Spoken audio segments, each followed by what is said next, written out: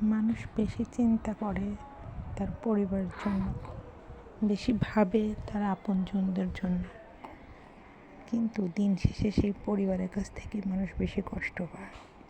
সেই আপনজনেরাই তাকে ছুঁড়ে ফেলে দেয়। পরিবারের কাছে সেই ভালো হয়ে ওঠে যে স্বার্থপরের মতো সবাইকে কষ্ট দিয়েছে, যে স্বার্থপরের মতো শুধু নিজেরটাই চিন্তা করেছে, যে কখনো স্যাক্রিফাইস করেনি কোনো কিছুর সাথে মানিয়ে চলেনি, সেই হয়ে ওঠে সবার চোখের মনি।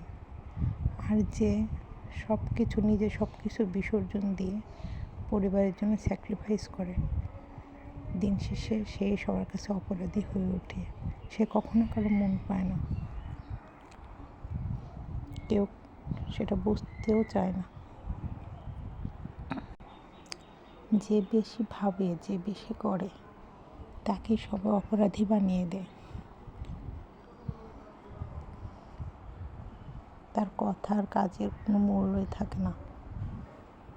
তাকে চোখে আঙুল দিয়ে দেখিয়ে দেওয়া হয়, তোমার কোনো মূল্য নেই, তুমি কিছুই করনি। আর যে স্বার্থপরের মতো সবার কথা চিন্তা না করে চলে, তাকে সবাই গুরুত্ব দেয়, তার মতামতে সবসময় গুরুত্ব থেকে যায়।